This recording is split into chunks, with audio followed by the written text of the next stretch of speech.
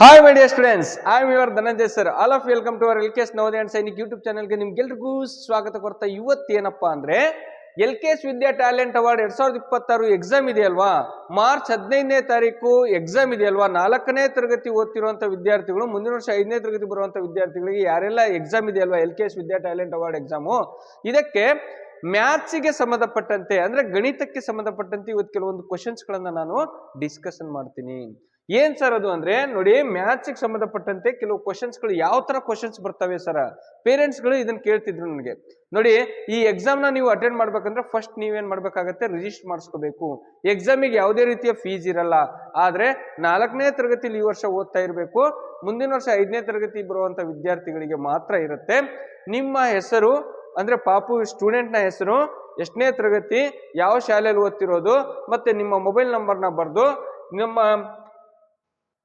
ಇಲ್ಲಿ ನೋಡಿ ಯಾವ ಒಂದು ಅಂದ್ರೆ ಈ ನಂಬರ್ಗೆ, ಯಾವ ನಂಬರು ಇಲ್ಲಿ ಇದೆ ನೋಡಿ ಪುಟ, 9740106148 ಈ ನಂಬರ್ಗೆ ನೀವೇನ್ ಮಾಡ್ಬೇಕು, ವಾಟ್ಸಪ್ ಮಾಡಿಬಿಟ್ಟು ಮತ್ತೆ ಕಾಲ್ ಮಾಡಿ ನೀವು ನಿಮ್ಮ ಹೆಸರನ್ನ ರಿಜಿಸ್ಟರ್ ಮಾಡಿಸ್ಕೋಬೇಕು. ಎಕ್ಸಾಮ್ ಯಾವಾಗಿರುತ್ತೆ ಅಂದ್ರೆ ಎಕ್ಸಾಮು 15/3/2026 ಭಾನುವಾರ ಬೆಳಿಗ್ಗೆ ಇರುತ್ತೆ. ಇನ್ನು ಯಾರೆಲ್ಲ ರಿಜಿಸ್ಟರ್ ಮಾಡಿಸ್ಕೊಂಡಿಲ್ಲ ದಯವಿಟ್ಟು ರಿಜಿಸ್ಟರ್ ಮಾಡಿಸ್ಕೊಳ್ಳಿ. ಹಾಗೆ ನಮ್ಮ ಚಾನಲ್ಗೆ ಯಾರೆಲ್ಲ ಸಬ್ಸ್ಕ್ರೈಬ್ ಮಾಡಿಲ್ಲ ದಯವಿಟ್ಟು ಸಬ್ಸ್ಕ್ರೈಬ್ ಮಾಡ್ಕೊಳ್ಳಿ. ಯಾಕಂದ್ರೆ ಈ ಎಕ್ಸಾಮಿಗೆ ಕೇಳುವಂತ ಟಾಪಿಕ್ಗಳು ನೋಡಿ, ಕನ್ನಡ 20 ಮಾರ್ಕ್ಸ್, ಇಂಗ್ಲಿಷ್ 20 ಮಾರ್ಕ್ಸ್, ಗಣಿತ 20, ಸಾಮಾನ್ಯ ವಿಜ್ಞಾನ ಮತ್ತು GK 20 ಮಾರ್ಕ್ಸ್, ಪರಿಸರ ಅಧ್ಯಯನ ಮತ್ತು IQ 20 ಮಾರ್ಕ್ಸ್ ಇರುತ್ತೆ. ಯಾವ್ಯಾವ ತರ ಕ್ವಶನ್ಸ್ ಗಳು ಬರ್ತವೆ ಮತ್ತು ಟಾಪಿಕ್ ಯಾವ್ಯಾವ ತರ ಇದಾವೆ ಅದ್ರ ಬಗ್ಗೆ ಕೆಲವೊಂದು ಶಾಂಪಲ್ ಕ್ವಶನ್ಸ್ ಗಳನ್ನ ನಾನು ನಿಮಗೆ ಯೂಟ್ಯೂಬ್ ಅಲ್ಲಿ ಅವಾಗವಾಗ ಕ್ಲಾಸ್ ಮಾಡಿ ಹಾಕ್ತಾ ಇರ್ತೀನಿ. ನೀವು ಆ ಒಂದು ಮಾದರಿಯಲ್ಲಿ ಪ್ರಿಪೇರ್ ಆಗಿ ಬಂದ್ರೆ ಈಸಿಯಾಗಿ ಮಾರ್ಕ್ಸ್ ಗಳನ್ನ ನೀವು ತಗೋಬಹುದಾಗತ್ತೆ. ಈ ಎಕ್ಸಾಮ್ ನ ನೀವು ಸಕ್ಸಸ್ ಆಗಿ ಗೆಲ್ಲಬಹುದಾಗತ್ತೆ. ಹಾಗಾದ್ರೆ ನೀವೇನ್ ಮಾಡ್ಬೇಕು ಸರ್ ಅಂದ್ರೆ ನೋಡಿ, ಫಸ್ಟ್ ಯಾರೆಲ್ಲ ರಿಜಿಸ್ಟರ್ ಮಾಡಿಸ್ಕೊಂಡಿದ್ದೀರಿ ಅವರು ಈ ಕ್ಲಾಸಸ್ ಅಲ್ಲಿ ನಾನು ತೋರಿಸ್ತೀನಿ ನಿಮಗೆ. ಮ್ಯಾಥ್ಸ್ ಅಲ್ಲಿ ಯಾವ ತರ ಕ್ವಶನ್ಸ್ ಬರ್ತವೆ, ಸೈನ್ಸ್ ಅಲ್ಲಿ ಯಾವ ತರ ಬರ್ತವೆ, ಕನ್ನಡದಲ್ಲಿ ಯಾವ ತರ ಇರ್ತವೆ, ಇಂಗ್ಲಿಷ್ ಅಲ್ಲಿ ಯಾವ ತರ ಇರ್ತವೆ ಅಂತ ಡೇ ಬೈ ಡೇ ಮಾಡ್ತಾ ಹಾಕ್ತಾ ಇರ್ತೀನಿ. ಈಗ ಮೊನ್ನೆ ಮುರಾರ್ಜಿ ಎಕ್ಸಾಮ್ ಇದ್ದಿದ್ದು, ಹಾಗಾಗಿ ನಾವು ಸ್ವಲ್ಪ ಡಿಲೇ ಮಾಡಿದ್ವಿ. ಈಗ ನೋಡಿ, ಈಗ ಏನಾಗತ್ತಪ್ಪ ಅಂದ್ರೆ ಈ ತರ ಕ್ವಶನ್ಸ್ ಗಳು ಬರ್ತವೆ ಸರ್ ಮ್ಯಾಥ್ಸ್ ಅಲ್ಲಿ. ಸರ್ ಯಾವ ಒಂದು ಟಾಪಿಕ್ ಮೇಲೆ ಬರ್ತವೆ ನೋಡಿ, ಯಾರೆಲ್ಲ ರಿಜಿಸ್ಟರ್ ಮಾಡಿಸ್ಕೊಂಡಿದ್ದೀರಿ ದಯವಿಟ್ಟು ಬಹಳ ಹೆಲ್ಪ್ ಆಗುತ್ತೆ. ಯಾರು ರಿಜಿಸ್ಟರ್ ಮಾಡಿಸ್ಕೊಂಡಿಲ್ಲ ಬೇಗ ರಿಜಿಸ್ಟರ್ ಮಾಡಿಸ್ಕೊಳ್ಳಿ, ಓಕೆನಾ? ಹಾಗಾದ್ರೆ ಬರ್ರಿ, ಈ ಸರ್ ಈ LKS ವಿದ್ಯಾ ಟ್ಯಾಲೆಂಟ್ ಅವಾರ್ಡ್ ಎಕ್ಸಾಮ್ ಬಗ್ಗೆ ನಮಗೆ ಮಾಹಿತಿ ಬೇಕು ಅಂದ್ರೆ ಯೂಟ್ಯೂಬ್ ಅಲ್ಲಿ ಇದೆ ಪುಟ, ಹಾಗಾಗಿ ಅದ್ರ ಬಗ್ಗೆ ಅಷ್ಟು ಮಾಹಿತಿ ಕೊಡ್ಲಿಲ್ಲ. ನಾನು ಯೂಟ್ಯೂಬ್ ಅಲ್ಲಿ ಆಲ್ರೆಡಿ ವಿಡಿಯೋ ಮಾಡಿ ಹಾಕಿದ್ದೀನಿ, ದಯವಿಟ್ಟು ನೀವು ಒಂದ್ಸಲ ನೋಡಿ ಪುಟ ಅದನ್ನ, ಓಕೆನಾ? ಎಸ್.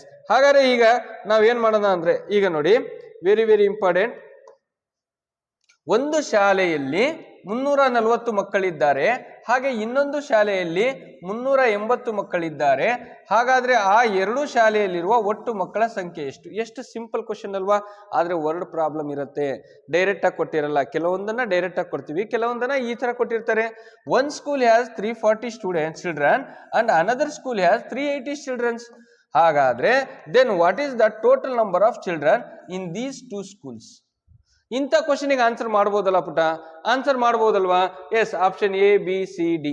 ಇದರಲ್ಲಿ ಯಾವ್ದು ಆಪ್ಷನ್ ಬರುತ್ತಪ್ಪ ಅಂದ್ರೆ ನೋಡಿ, ಇಲ್ಲಿ 340 ಮಕ್ಕಳು, ಇನ್ನೊಂದು ಶಾಲೆಯಲ್ಲಿ 380 ಮಕ್ಕಳು. ಅದನ್ನೇನ್ ಮಾಡೋಣ, 340 ಪ್ಲಸ್ 380 ಮಕ್ಕಳು ಏನ್ ಮಾಡ್ಬೇಕು, ಎರಡು ಶಾಲೆನ ಕೂಡ್ಬೇಕಲ್ವಾ?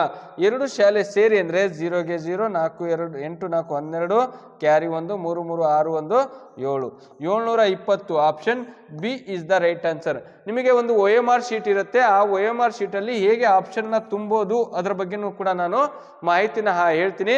OMR ಶೀಟ್ ಇರುತ್ತೆ, OMR ಶೀಟ್ ಅಲ್ಲಿ ಆಪ್ಷನ್ ABCD ಅಂತ ಇರುತ್ತೆ. ಒಂದನೇ ಕ್ವಶನ್ಗೆ ಆಪ್ಷನ್ ಬಿ ಬಂತು ಸರ್, ಹಾಗಾಗಿ ನೀವು ಅಲ್ಲೋಗಿ ಒಂದನೇ ಕ್ವಶನ್ಗೆ ABCD ಅಂತ ಇದ್ದಾಗ ಆಪ್ಷನ್ ಬಿ ಗೆ ನೀವು ರಬ್ ಮಾಡ್ತೀರಾ, ಈ ತರ ರಬ್ ಮಾಡ್ತೀರಾ. ಓಕೆ, ಗೊತ್ತಾಗ್ತಿದೆಯಲ್ವಾ? ಈ ತರ ಇರುತ್ತೆ OMR ಶೀಟ್ ಅಲ್ಲಿ ಯಾವ ರೀತಿ ತುಂಬೋದನ್ನ ನಾನು ಹೇಳ್ತೀನಿ ನಿಮಗೆ.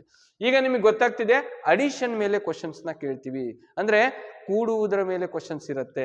ಓಕೆ, ಎರಡನೇ ಪ್ರಶ್ನೆ ಯಾವ್ದಪ್ಪ ಅಂದ್ರೆ ಲಂಬಕೋನ ಕೋನದ ಅಳತೆಯು ಎಷ್ಟು ಡಿಗ್ರಿ ಆಗಿರುತ್ತದೆ? What is the measure of right angle in degrees? ಅಂದ್ರೆ ಲಂಬಕೋನದ ಅಳತೆ. ಲಂಬಕೋನ ಅಂದ್ರೆ ನಿಮಗೆ ರೈಟ್ ಆಂಗಲ್ ಅಂತ ಕರಿತೀವಿ. ರೈಟ್ ಆಂಗಲ್ ಅಂದ್ರೆ ಎಷ್ಟು ಡಿಗ್ರಿ ಸರ್? 90 ಡಿಗ್ರಿ. ಯಾರೆಲ್ಲ ಆಪ್ಷನ್ ಸಿ ಹಾಕಿದ್ರಿ ಅವ್ರ ಆನ್ಸರ್ 100% ಸರಿ. ಆದ್ರೆ ನೋಡಿ ಸರ್, ಈ ತರ ಯಾಕೆ ಕ್ವಶನ್ ಕೊಳ್ತಿದ್ದಾನೆ ಅಂದ್ರೆ, ನಿಮಗೆ ಎಕ್ಸಾಮ್ ಅಲ್ಲಿ ಯಾವ ರೀತಿ ಕ್ವಶನ್ ಬರಬಹುದಪ್ಪ ಅಂದ್ರೆ, ಒಂದು ಜಿಯೋಮೆಟ್ರಿ ಅಂದ್ರೆ ರೇಖಾಗಣಿತದ ಆಧಾರದ ಮೇಲೆ, ರೇಖಾಗಣಿತ ಟಾಪಿಕ್ ಇಂದ ನಿಮಗೆ ಯಾವ್ಯಾವ ತರ ಬರ್ತವೆ ಅಂದ್ರೆ, ಒಂದು ಲೈನ್ಸ್ ನ ಕೇಳಬಹುದು. ಯಾವುದು ಪುಟ? ಲೈನ್ಸ್ ಅಂದ್ರೆ ರೇಖೆಗಳು. ಅದು ಸರಳ ರೇಖೆ ಆಗಿರ್ಬೋದು, ವಕ್ರ ರೇಖೆ ಆಗಿರ್ಬೋದು, straight line or curved line ಆಗಿರ್ಬೋದು. ಎರಡನೇದು ತ್ರಿಭುಜಗಳ ಮೇಲೆ ಕೊಡಬಹುದು. ತ್ರಿಭುಜ ಇದು ಯಾವ ರೀತಿಯ ತ್ರಿಭುಜ? ಇದು ಸಮಬಾಹು ತ್ರಿಭುಜ, ಸಮದ್ವಿಬಾಹು ತ್ರಿಭುಜ, ಐಸೋಸೆಲಸ್ ಟ್ರಯಾಂಗಲ್ಸ್ ಅಂತ ಬರ್ತಾವ ನೋಡಿ, ಗುರ್ತಿಸೋದಕ್ಕೆ ಕೊಡಬಹುದು. ಮೂರನೇದು ಕೋನಗಳು. ಕೋನಗಳಂದ್ರೆ ಲಂಬಕೋನ, ಲಘು ಕೋನ, ಅಧಿಕ ಕೋನ ಅಥವಾ ಸರಳಾಧಿಕ ಕೋನ, ಸರಳ ಕೋನ ಅಂತ ಕರಿತೀವಲ್ಲ. Acute angle, right angle, straight angle ಎಷ್ಟೆಷ್ಟು ಡಿಗ್ರಿ ಬರ್ತವೆ? ಕಂಪ್ಲೀಟ್ ಆಂಗಲ್ ಅಂದ್ರೆ ಎಷ್ಟು? 0 ಡಿಗ್ರಿ ಅಂದ್ರೆ ಎಷ್ಟಿರುತ್ತೆ? ಇದು ಬಹಳ ಇಂಪಾರ್ಟೆಂಟ್ ಆಗುತ್ತೆ. ಆಂಗಲ್ಸ್ಗಳ ಬಗ್ಗೆ ಒಂಚೂರು ನೋಡ್ಕೊಳ್ಳಿ ಪುಟ. ಜಿಯೋಮೆಟ್ರಿಯಲ್ಲಿ ಮತ್ತೆ ನೀವು ಶೇಪ್ಸ್ಗಳ ಬಗ್ಗೆ ಕೊಡ್ತಾರೆ. ಯಾವ್ದಾರ ಒಂದು ಚಿತ್ರ ಕೊಟ್ಬಿಟ್ಟು ಈ ಚಿತ್ರ ಯಾವುದು ಅಂತ ಕೇಳ್ಬೋದು. ಶೇಪ್ಸ್ಗಳ ಬಗ್ಗೆ ಕೊಡ್ಬೋದು. ಸ್ಕ್ವೇರ್ ಮತ್ತೆ ರೆಕ್ಟ್ಯಾಂಗಲ್ಸ್, ಸ್ಕ್ವೇರು ಮತ್ತೆ ರೆಕ್ಟ್ಯಾಂಗಲ್ಸ್ ಯಾವ್ಯಾವ ಟಾಪಿಕ್ ಹೇಳ್ತಿದ್ದೀನಿ ನೋಡ್ರಿ ನಾನು, ಅವೆಲ್ಲ ಬಹಳ ಇಂಪಾರ್ಟೆಂಟು. ಏರಿಯಾ ಅಂಡ್ ಪೆರಿಮೀಟರ್ಸ್, ನಿಮಗೆ ಸ್ಕ್ವೇರ್ ಅಂಡ್ ರೆಕ್ಟ್ಯಾಂಗಲ್ಸ್ ಮೇಲೆ ಕ್ವಶನ್ಸ್ಗಳು ಬರೋ ಸಾಧ್ಯತೆ ಇದೆ. ಇವೆಲ್ಲ ರೇಖಾಗಣಿತದ ಮೇಲೆ ನೀವು ಓದ್ಕೋಬೇಕು. ಸರ್ಕಲ್ ಬಗ್ಗೆ ತಿಳ್ಕೊಳ್ಳಿ. ಸರ್ಕಲ್ ಅಲ್ಲಿ ಸರ್ಕಲ್ ಇದೆ ಅಂದ್ರೆ, ಈ ಸರ್ಕಲ್ ಇದೆ ಅಂದ್ರೆ, ಈ ಸರ್ಕಲ್ ಅಲ್ಲಿ ಈ ಪಾಯಿಂಟ್ ನ ಮಧ್ಯ ಬಿಂದುವನ್ನ ಏನಂತ ಕರೀತಾರೆ? Mid point. ಅಲ್ಲಿಂದ ಈ ಪರಿಧಿಗೆ ಯಾವ್ದಾದ್ರು ಒಂದು ಬಿಂದುಗೆ ಟಚ್ ಆಗಿದ್ರೆ ಅದನ್ನ ತ್ರಿಜ್ಯ ಅಥವಾ ರೇಡಿಯಸ್ ಅಂತ ಕರೀತಾರೆ. ನಮಗೆ ಇದನ್ನ ನಾವೇನಂತ ಕರಿತೀವಿ? ಚೋರ್ಡ್ ಅಂತ ಕರಿತೀವಿ ಅಥವಾ ಜ್ಯಾ ಅಂತ ಕರಿತೀವಿ. ಅತಿ ದೊಡ್ಡ ಜ್ಯಾ ಅಂದ್ರೆ ವ್ಯಾಸ, diameter. D is equal to 2r ಅಂದ್ರೆ 2r ಅಂದ್ರೆ ಎರಡು ತ್ರಿಜ್ಯಗಳನ್ನು ಒಳಗೊಂಡಿರುವಂತಹ ಒಂದು ಮಧ್ಯ ಬಿಂದುವಿನ ಮೂಲಕ ಹಾದು ಹೋಗಿರೋ ಒಂದು ಜ್ಯಾವನ್ನು ನಾವೇನಂತ ಕರಿತೀವಿ? ತ್ರಿಜ್ಯ ಅಲ್ಲ, ವ್ಯಾಸ ಅಂತ ಕರಿತೀವಿ. ಇದೇ ತರ ಇದ್ರ ಮೇಲೆ ನಿಮಗೆ ಕ್ವಶನ್ಸ್ಗಳು ಬರೋ ಸಾಧ್ಯತೆ ಇದೆ.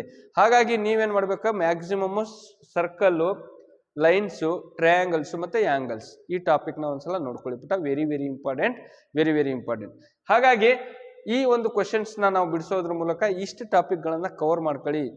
ಎಕ್ಸಾಮ್ ಅಲ್ಲಿ ಕೇಳೋ ಸಾಧ್ಯತೆ ಇದೆ. ಹಾಗಾಗಿ ನೆಕ್ಸ್ಟ್ ಕ್ವಶನ್ನು, ನಾನು ಸಿಂಪಲ್ ಆಗಿ ಇಂಟ್ರೊಡಕ್ಷನ್ ಕೊಡ್ತಿದ್ದೀನಿ. ಅಷ್ಟು ಕ್ವಶನ್ನ ಬಿಡ್ಸಕ್ಕಾಗಲ್ಲ, ಇಡೀ ಚಾಪ್ಟರ್ನ ನಾನು ಮಾಡೋಕ್ಕಾಗಲ್ಲ. ಬಟ್ ಯಾವ್ಯಾವ ಚಾಪ್ಟರಿಂದ ಯಾವ ಥರ ಕ್ವಶನ್ಸ್ಗಳು ಬರ್ಬೋದು ಅನ್ನೋದನ್ನ ಜಸ್ಟ್ ಐಡಿಯಾ ಕೊಡ್ತಿದ್ದೀನಿ. ಇದೇ ಕ್ವಶನ್ ಬರಲ್ಲ, ಇದೇ ಥರ ಕ್ವಶನ್ ಬರುತ್ತೆ. ನೀವು ಪ್ರಾಕ್ಟೀಸ್ ಮಾಡ್ಕೊಂಡ್ಬರ್ಬೇಕು. ಎಲ್ಲ ನಾನೇ ಹೇಳ್ಬಿಟ್ರೆ ನೀವೆಂತ ಬರೀತೀರಿ? ಹೌದಲ್ವಾ? ಬಟ್ ಟಾಪಿಕ್ಕು ಯಾವ ಥರ ಬರುತ್ತೆ ಅನ್ನೋದನ್ನ ಹೇಳ್ತಿದ್ದೀನಿ ಅಷ್ಟೇ. ನೋಡಿ ಬಿಟ್ಟ, ಇಲ್ಲೊಂದು ಬಹಳ ಇಂಪಾರ್ಟೆಂಟ್ ಕ್ವಶನ್ ಇದೆ, ವೆರಿ ವೆರಿ ಇಂಪಾರ್ಟೆಂಟ್. ಏನಪ್ಪ ಇದು ಅಂದ್ರೆ, when 61,030 is return in numbers. 61,030 ಇದನ್ನು ಸಂಖ್ಯೆಯಲ್ಲಿ ಬರೆದಾಗ, ನೋಡಿ ಇಷ್ಟು ಸಿಂಪಲ್ ಕ್ವಶನ್, ಈ ತರ ಕ್ವಶನ್ ಬರುತ್ತೆ. ಬಟ್ ಇದು ಸಿಂಪಲ್ ಅಲ್ಲ, ಇದನ್ನು ನವೋದಯದಲ್ಲೂ ಕೇಳ್ತಾರೆ. ನವೋದಯದಲ್ಲೂ ಈ ತರದ ಕ್ವಶನ್ ಕೇಳ್ತಾರೆ. ಹಾಗಾಗಿ ನೋಡಿ, ವಾಕ್ಯ ರೂಪದಲ್ಲಿ ಕ್ವಶನ್ ಕೊಡ್ಬೋದು, ಅದನ್ನ ಸಂಖ್ಯೆಯಲ್ಲಿ ಬರೀಬೇಕು. ಅಥವಾ ನಂಬರ್ಸ್ ಅಲ್ಲಿ ಕೊಟ್ಟು, ಈ ತರ ಸಂಖ್ಯೆಗಳಲ್ಲಿ ಕೊಟ್ಟು ಅದನ್ನ ವಾಕ್ಯದಲ್ಲಿ ಬರೀರಿ ಅಂತ ಕೊಡ್ಬೋದು. ಇದರಲ್ಲಿ ಬರೆಯೋದೇನು ಇರಲ್ಲ.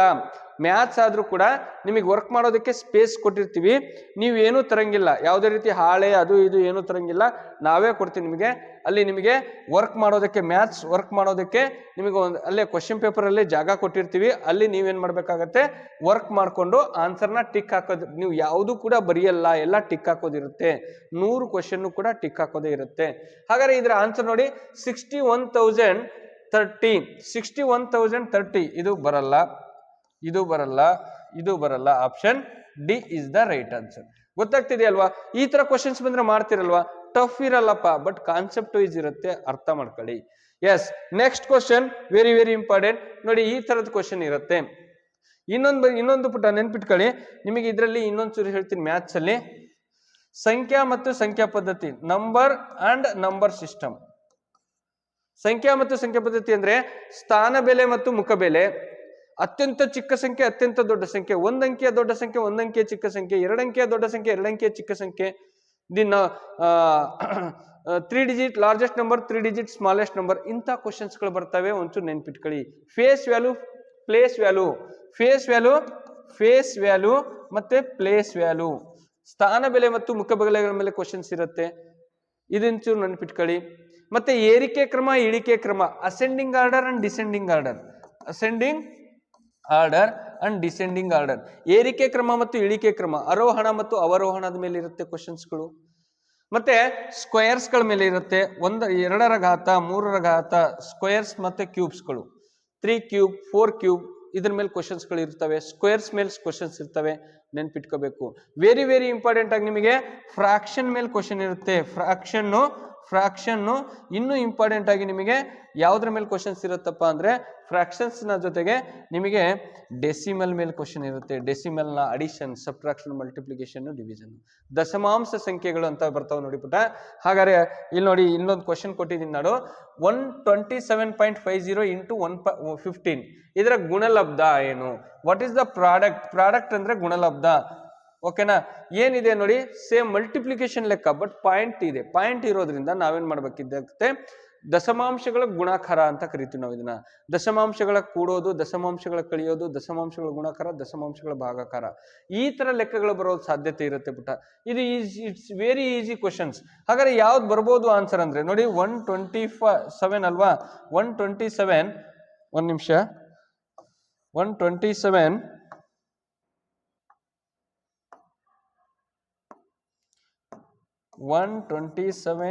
ಇನ್ ಪಾಯಿಂಟ್ ಅಲ್ವಾ? ಓಕೆ, 127.50 ಇಂಟು 15 ಮಲ್ಟಿಪ್ಲಿಕೇಶನ್ ಮಾಡಿ. ಮಲ್ಟಿಪ್ಲಿಕೇಶನ್ ಮಾಡೋದಂದ್ರೆ ಏನು, ಎಂತ ಈಜಿ ಗೊತ್ತಾ? 5 0 0, 5 5 25, 5 5 25, ಕ್ಯಾರಿ ಟು 5 7 ಎಷ್ಟು 35 ಅಲ್ವಾ? 35 ಪ್ಲಸ್ 2 37, 37ಕ್ಕೆ 7, ಕ್ಯಾರಿ 3, 5 2 10, 3 13, ಕ್ಯಾರಿ 1, 5 1 5 3, 5 1 6 ಸರ್. ಸರಿ ಇದೆ ಅಲ್ವಾ? Yes sir. ಹಾಗಾದ್ರೆ ಎರಡನೇ ಸಂಖ್ಯೆಯಿಂದ ಮಾಡ್ಬೇಕಾದ್ರೆ ಮೊದಲ ಸ್ಥಾನ ಬಿಡ್ತೀವಿ. 1 0 0, 1 5 5, 1 7 7, 1 2 2, 1 1 1. ಹಾಗಾದ್ರೆ ನೋಡಿ 0 5 7 plus 5 2, carry 1, 7 plus 3 10, 1 11, carry 1 2 6 plus 2 8, 1 9, 1ಗೆ 1 ಅಂದ್ರೆ 1,91,000 ಇದೆಯಾ? ಎಸ್, 250 ಆಯ್ತು ಸರ್. ಆದ್ರೆ ಇದು ಇಲ್ಲಲ್ಲ ಸರ್, ಇಲ್ಲಿ ಬೇರೆದೇ ಐತಲ್ಲ ಸರ್. ಮತ್ತೆ ಹಾಗಾದ್ರೆ ಇದನ್ನ ಏನ್ ಮಾಡ್ಬೇಕು ಸರ್ ಅಂದ್ರೆ ನೀವೇನ್ ಮಾಡಿದ್ರಿ? ಆನ್ಸರ್ ಎಷ್ಟು ಬಂತು ಅಂದ್ರೆ 1,91,250 ಬಂತು. ಆದ್ರೆ ಇಲ್ಲಿ 2 ಸಂಖ್ಯೆ ಬಿಟ್ಟು ಪಾಯಿಂಟ್ ಇಡ್ಬೇಕು ನಾವು. 2 ಸಂಖ್ಯೆ ಬಿಟ್ಟು ಪಾಯಿಂಟ್ ಇರೋದ್ರಿಂದ ಈ ಕಡೆಯಿಂದ ಎಣಿಸಿ ನೀವು 2 ಸಂಖ್ಯೆ ಬಿಟ್ಟು ಪಾಯಿಂಟ್ ಇಡ್ರಿ.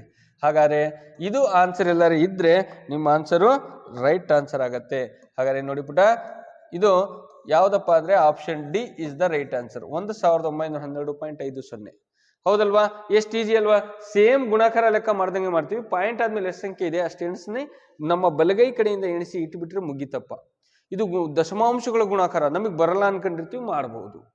ಇನ್ನು addition, subtraction very very important. Example ಕೇಳ್ತೀವಿ. ದಶಮಾಂಶದಲ್ಲಿ ಕೂಡೋದು, ಕಳಿಯೋದು, ಗುಣಿಸೋದು, ಬಾಗಿಸೋದು ಒಂಚೂರು ನೋಡ್ಕೊಂಡ್ಬರ್ರಿ ಪುಟ. Very important. ಅದ್ರ ಮೇಲೆ ಕ್ವಶನ್ಸ್ಗಳು ತುಂಬಾನೇ ರೈಸ್ ಆಗುತ್ತೆ. ಗೊತ್ತಾಗ್ತಿದೆಯಲ್ವಾ? ಮ್ಯಾಥ್ಸ್ ಅಲ್ಲಿ ಯಾವ್ಯಾವ ಟಾಪಿಕ್ ಅಲ್ಲಿ ಬರ್ತವೆ ಅಂತ ಗೊತ್ತಾಗ್ತಿದೆಯಲ್ವಾ? Very very important topics, very very important. Okay, ಇನ್ನು ಸರ್ ನಮಗೆ ನೋಡಿ ಮ್ಯಾಥ್ಸ್ ಅಲ್ಲಿ ಈಗ ಹೇಳಿದ ಹಾಗೆ ನಂಬರ್ ಸಿಸ್ಟಮ್ ಮೇಲೆ ಬಹಳ ಕ್ವಶನ್ಸ್ಗಳು ಇರ್ತವೆ.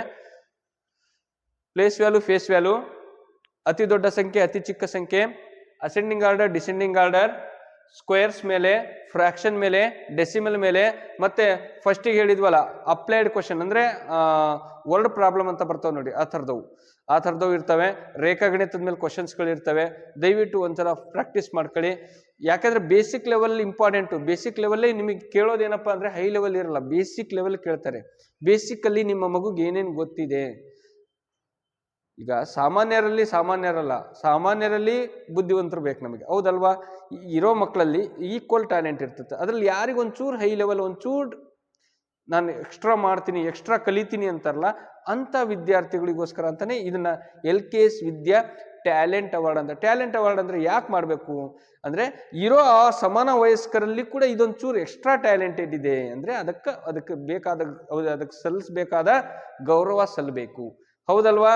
ಅದಕ್ಕೆ ಬೇಕಾದ ವಾತಾವರಣ ಬೇಕಾಗತ್ತೆ, ಅದಕ್ಕೆ ಬೇಕಾದ ಟೀಚಿಂಗ್ ಬೇಕಾಗತ್ತೆ, ಅದಕ್ಕೆ ಬೇಕಾದ ಒಂದು ಎಕ್ಸ್ಟ್ರಾರ್ಡಿನರಿ ಎಫರ್ಟ್ಸ್ ಬೇಕಾಗತ್ತೆ. ಹಾಗಾದ್ರೆ ಬರ್ರಿ, ನಮ್ಮ LKS ವಿದ್ಯಾ ಟ್ಯಾಲೆಂಟ್ ಅವಾರ್ಡ್ ಎಕ್ಸಾಮಿಗೆ ಯಾರೆಲ್ಲ ಇನ್ನು ಜಾಯಿನ್ ಮಾಡ್ಕೊಂಡಿಲ್ಲ ಬೇಗ ಅವರ ಹೆಸರನ್ನ ರಿಜಿಸ್ಟ್ರೇಷನ್ ಮಾಡಿಸ್ಕೊಳ್ಳಿ. ಫೆಬ್ರವರಿ ಅಲ್ಲ, ಮಾರ್ಚ್ 15ನೇ ತಾರೀಕು ಭಾನುವಾರ ಬೆಳಿಗ್ಗೆ 11 ಗಂಟೆಯಿಂದ ಎಕ್ಸಾಮ್ ಇರುತ್ತೆ. 11 ಗಂಟೆಯಿಂದ 1 ಗಂಟೆವರೆಗೂ 2 ಗಂಟೆ ಎಕ್ಸಾಮ್ ಇರುತ್ತೆ. Kannada, English, social science topic wise ಒಟ್ಟು 5 ಟಾಪಿಕ್ ಇಂದ 100 ಮಾರ್ಕ್ಸ್ ಇರುತ್ತೆ. ಎಲ್ಲ ಬರೆಯೋದಿರಲ್ಲ, ಎಲ್ಲ ಟಿಕ್ ಹಾಕೋದಿರುತ್ತೆ. ಓಕೆನಾ? ಇದ್ರ ಜೊತೆಗೆ ನಾನು ನಿಮಗೆ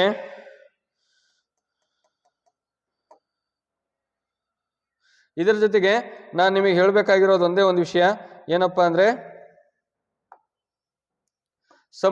ಸಮ್ಮರ್ ಕೋಚಿಂಗ್ ಕ್ಲಾಸಸ್ಗಳು ಆಲ್ರೆಡಿ ಸ್ಟಾರ್ಟ್ ಆಗಿದ್ದಾವೆ. ದಯವಿಟ್ಟು ಸಮ್ಮರ್ ಕೋಚಿಂಗ್ ಕ್ಲಾಸಸ್ಸಿಗೆ ಅಡ್ಮಿಷನ್ ಮಾಡೋರಾದ್ರೆ ಸಮ್ಮರು ಮತ್ತು 1 year ಬ್ಯಾಚಸ್ಸಿಗೆ ಆಲ್ರೆಡಿ ಅಡ್ಮಿಷನ್ ನಡೀತಾ ಇದೆ. ನೋಡಿ ಪುಟ, ವೆರಿ ವೆರಿ ಇಂಪಾರ್ಟೆಂಟು.